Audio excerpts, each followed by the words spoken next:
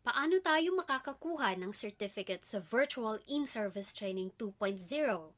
At paano ito i-download? Ang bidyong ito ay maaaring gamitin bilang gabay sa pagkuha at pag-download ng certificate sa Vinset 2.0. Mag-login sa lms.deped.gov.ph. Piliin ang region at division na kinabibilangan.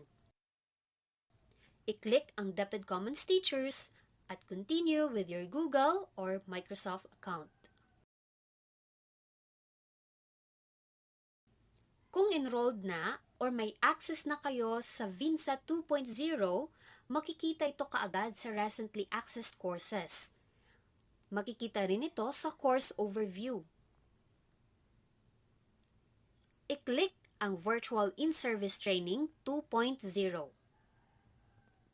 Halimbawa, i-click natin ang Day 1.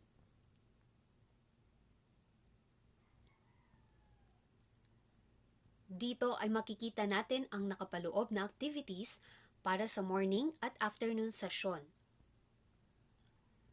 Kung hindi nyo napanood ang live broadcast sa Facebook at YouTube channel, ay maaari ninyong panoorin dito mismo.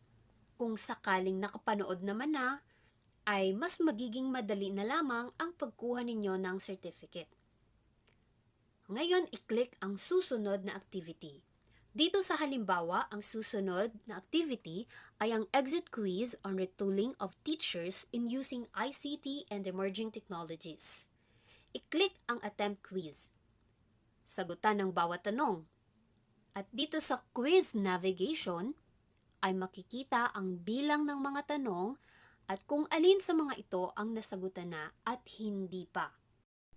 At i-click ang finish attempt, submit all and finish. Tandaan, ang activities ay mananatiling restricted or not available kung hindi pa nakumpleto ang naunang activity bago ito.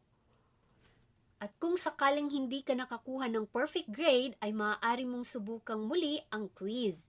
I-click lamang ang re-attempt quiz. Kung perfect naman ang grade, ay maaari na kayong magpatuloy sa susunod na activity. Ang next activity natin dito ay ang pagkuha na ng certificate.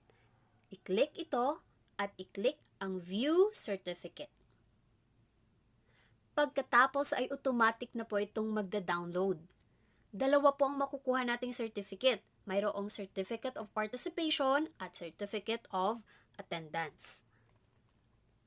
At kapag natapos na ang lahat ng activities ay dumapo na sa evaluation. I-click lang ang evaluation at punan ito. Maaari din pong makita ang list ng mga certificate. I-click lang ang certificates na makikita sa kaliwang bahagi ng website. Ayan! So sana po ay nakatulong ang bidyong ito sa inyo. Maraming salamat!